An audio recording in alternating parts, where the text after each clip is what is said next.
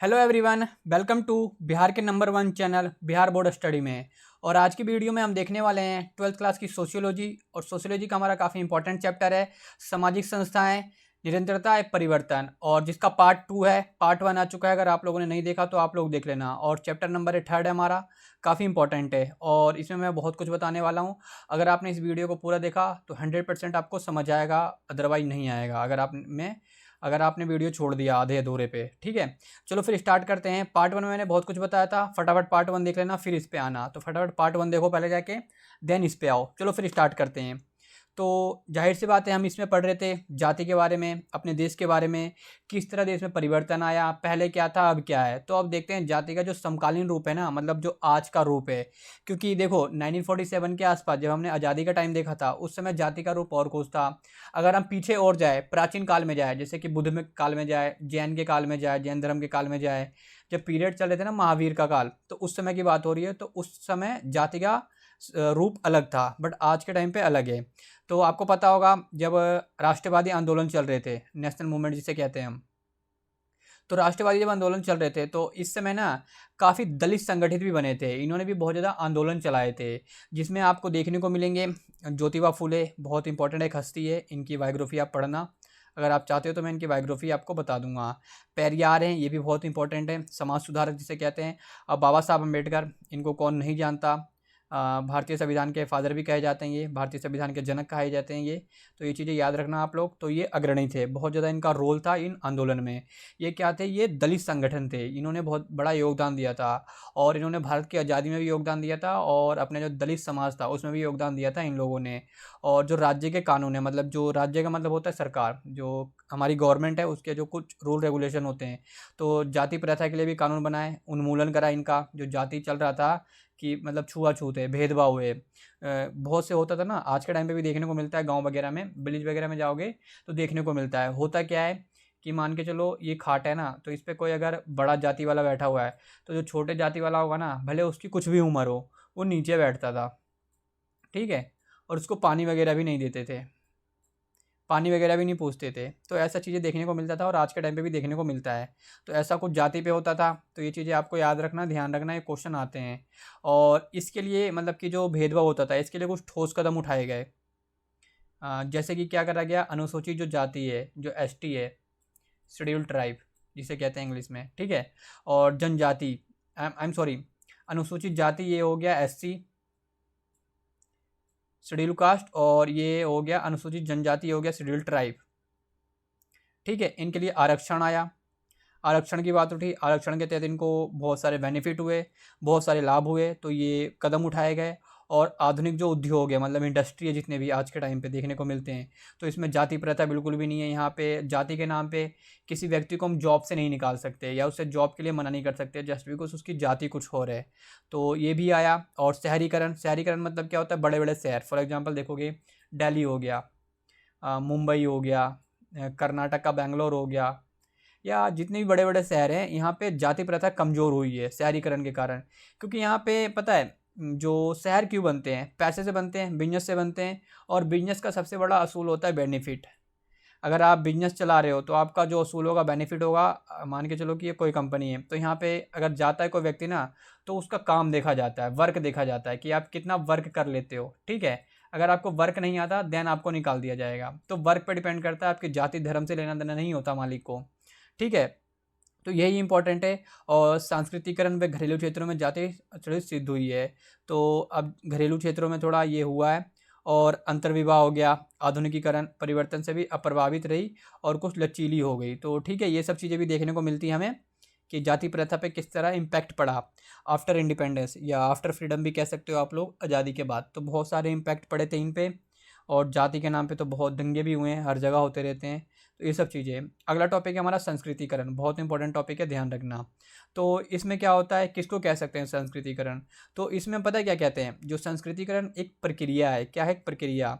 इसमें क्या होता है, आमतौर पर मध्यम, निम्न और जाति के सदस्य क्या होते हैं, उच्च जाति की धार्मिक क्रियाएं, मतलब जो उच्च जाति की धार्मिक क्रियाएं हो गई, घरेलू या सामाजिक परिपाटियां हो गई, और अपनाते हैं, इसी को हम संस्कृतिकरण कहते हैं। तो बहुत ईजी लैंग्वेज में लिखा हुआ है, यहाँ पे आपको ज़्यादा समझाने वाली कोई बात है नहीं। आराम से आप समझ सकते हो। और यहाँ पे एमसीक्यू बनाते चलना आप लोग। और एक व्यक्ति थे जिनका नाम था M.N. श्रीनिवास, इन्होंने क्या करा था, संस्कृतिकरण और वे परवल जाति की संकल्पना बनाई। तो ये इनका नाम याद रखना, यहाँ पे एमसीक्यू क्वेश्चन आ जाएगा कि ये जो संस्कृतिकरण व परवल जाति की संकल्पना किसने बनाई थी। वहाँ पे ऑप्शन दे देंगे, जिसमें से एक ऑप्शन ये भी रहेगा, तो आपको इस ऑप्शन पे क्लिक करना है। क्या क्लिक करना है, इस ऑप्शन पे क्लिक करना है, ठीक है। वैसे मैं एमसीक्यू कराऊंगा आपको, तो डोंट वरी, ध्यान रखिए बस, क्लासेस आप लेते रहें, बस अपडेट लेते रहें, ओके।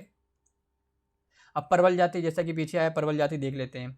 तो परवल जाति क्या होती है, ये जाति की जिसकी संख्या बड़ी होती है। फॉर एग्जांपल मान के चलो ये गांव है, तो गांव में कुछ होते हैं ना, यादव हो गए, जाट हो गए, या अपने सिख हो गए, जट जिसे कहते हैं। तो इस तरह का होता है। तो यहाँ पे भूमि के अधिकार भी ज़्यादा होते हैं, इनके पास भूमि भी ज़्यादा होती है। राजनीतिक और सामाजिक व आर्थिक रूप से प्रबल होते हैं, मतलब मजबूत होते हैं ये, पैसे से लेके समाज में, और इन्हीं को प्रबल जाति कहलाती है। फॉर एग्जांपल देखोगे बिहार और उत्तर प्रदेश में कौन सी जाति है, यादव जाति है, तो ये है ना, ये स्ट्रॉन्ग है। और कर्नाटक में वोक्कलिंग है ये, तो ये भी इंपॉर्टेंट है। और आंध्र प्रदेश में रेड्डी हो गया और खम्मा, ये दो जाति हैं आंध्र प्रदेश में। महाराष्ट्र के मराठे, और पंजाब हरियाणा और पश्चिम उत्तर प्रदेश के जाट, ठीक है। और गुजरात के पाटीदार। और प्रबल जाति के उदाहरण है, तो कुछ जातियों के उदाहरण भी दिए गए हैं, तो ये आप लिख सकते हो अगर थ्योरी बेस्ड क्वेश्चन आ जाए तो यहाँ पे लिख सकते हो आप लोग। और जो आज का टाइम, मतलब समकालीन दौर जो चल रहा है, ठीक है, इसमें क्या होता है, जाति व्यवस्था क्या होता है, उच्च जातियों, नगरीय, मध्यम व उच्च वर्गों के लिए अदृश्य होती जा रही है। तो जो ये है ना जाति व्यवस्था, ये खत्म हो चुकी है। अब कोई यहाँ पे बड़ा छोटा नहीं है, सब बराबर हैं, ऐसा माना जाता है। बट कहीं ना कहीं देखने को मिलता है, गांव वगैरह में, छोटे छोटे इलाकों में देखने को मिलता है ये सब चीज़ें। तो ये चीज़ें आपको ध्यान रखना है। और जो जितने विशेषकर शहर है, जो बड़े बड़े शहर हैं, यहाँ पे हुआ ये सब चीज़ें। विभिन्न जातियों के लोग अच्छी व तकनीकी शिक्षा मिली है, यहाँ पे टेक्नोलॉजी मिल गई, योग्यता हो गया, एक विशेष वर्ग में परिवर्तित हो गए। मतलब कि जो हुआ क्या, अब जो छोटे जाति के लोग हैं, पहले बिछड़े हुए लोग रहते थे, ये लोग अच्छे से कमा भी नहीं पाते थे, घर भी दूर रहते थे इनको। तो अब क्या हुआ, शहर में आके ये सब बराबर हो गए, अच्छा खासा इन्होंने भी कमा लिया, तो ये भी बराबर हो गए। मतलब कि ये अपना भी टेक्नोलॉजी कर लिया, पढ़ लिख के ये अच्छे बन गए, ठीक है। ये ध्यान रखना, ये भी क्वेश्चन बनते हैं यहाँ पे। और ये अब ये क्या कहलाए, अभिजात वर्ग कहलाए। तो अभिजात वर्ग ये लोग कहलाए जो बन गए। और राजनीतिक और उद्योग व्यापार में भी इन जातियों का वर्चस्व बढ़ने लगा। तो अब राजनीति में भी आने लग गया, पॉलिटिक्स में आने लग गए ये, और इंडस्ट्री वगैरह भी खोल लिया, बिजनेस वगैरह भी बहुत ज़्यादा करने लग गए ये लोग। और इसी प्रकार हम कह सकते हैं कि जो अभिजात वर्ग है, सदैव की मूल जाति अदृश्य हो गई। मतलब कि जो ये पिछले जाति थी, मतलब कि जिस तरह इनका जो कल्चर था, ये सब खत्म हो गया। वैसे कल्चर तो खैर भारत में बहुत ज़्यादा खत्म हो गया है, क्योंकि अब पूरा मॉडर्नाइजेशन बन चुके हैं, वेस्टर्नाइजेशन जिसे कह सकते हो आप लोग, ये बन चुके हो, जिसे कहते हैं ना कि मॉडर्नाइजेशन के नाम पे वेस्टर्नाइजेशन अपनाना। तो ये सब चीज़ें भी हुई है, ठीक है, तो ध्यान रखना, अदृश्य हो गई इनकी। और दूसरी ओर देखा जाए तो अनुसूचित जातियाँ, तो ये भी एक इम्पॉर्टेंट है। और जनजातियाँ, ये क्या होते हैं, बिछड़ी जातियाँ। सरकारी नीतियों के तहत जो सरकारी नीतियाँ बनी, इन आरक्षण मिला इनको, लाभ इससे लिया इन्होंने, बेनिफिट हुआ इनको बहुत ज़्यादा, किसका, आरक्षण का। ये फिर क्या करा इन्होंने, नौकरियों में गए ये लोग, और उच्च शिक्षण संस्थाओं में प्रवेश पा रही थी। तो मतलब होता है क्या है, जो नीची जाति के लोग हैं इनको आरक्षण मिल जाता है, जिस कारण ये अच्छे कॉलेज वगैरह, अच्छे शिक्षण संस्थान में चले जाते हैं, और फिर ये बराबर हो जाते हैं, ठीक है। और इसी तरह हम कह सकते हैं कि जो आरक्षण का लाभ पाने के कारण क्या हुआ, जाति अदृश्य हो गई। तो ये सब चीज़ें भी देखने को मिलती है, ठीक है। और आरक्षण उनका खैर अधिकार है, ये गलत नहीं है, आरक्षण होना भी चाहिए था, क्योंकि बहुत पिछड़े हुए लोग थे वो, उनके साथ बहुत ज़्यादा भेदभाव हुआ था। अब जनजातीय समुदाय, तो देखते हैं। जनजातीय ऐसे समुदाय थे जो क्या होता था, ये कौन थे, जो लिखित धर्म ग्रंथ, जितने भी धर्म ग्रंथ थे, इसमें विश्वास ही नहीं करते थे, इनका पालन नहीं करते थे। इनको हम कह सकते हैं, उनमें जाति जैसी कोई व्यवस्था भी नहीं थी इनमें, और नहीं वे हिंदू थे और नहीं वे किसान थे। तो इनको कह सकते हैं हम जनजातीय समुदाय, ओके, इन्हीं को कहते हैं हम। और एक बार जाति और जनजाति में अंतर देख लो, तो ठीक है।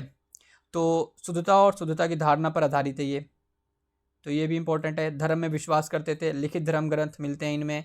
और जाति एक अधिक्रमित संगठन है, तो ये है जाति। और इसमें नातेदारी पर आधारित सामाजिक संगठन है, मतलब नातेदारी में ही आ गए वही है। और जनजाति का कोई धार्मिक ग्रंथ भी नहीं है, इनका कोई ग्रंथ नहीं है। और जनजाति समतावादी संगठन है। तो ये बेसिकली अंतर है। और ये तीन अंतर आपको मैंने बताया, और अपने माइंड से ही बना सकते हो। और प्लस एनसीईआरटी की पुस्तक देखोगे तो उसमें बहुत कुछ लिखा मिलेगा आपको, ठीक है। तो वीडियो आपको कैसी लगी हमें कमेंट करके जरूर बताएं। वीडियो को प्लीज़ लाइक करें, शेयर करें, और मेरा पढ़ाया हुआ कैसा लग रहा है फीडबैक जरूर दें आप, ठीक है। मेरा नाम है सौरभ पांडे, जैसे कि मैं बता रखा हूँ बहुत पहले, और आपने मेरे को वीडियो में देखा होगा पॉलिटिकल साइंस की क्लास में, इंग्लिश की क्लास में। ठीक है, चलो फिर मिलेंगे नेक्स्ट वीडियो में कुछ नए टॉपिक के साथ। Thanks for watching Bihar board study.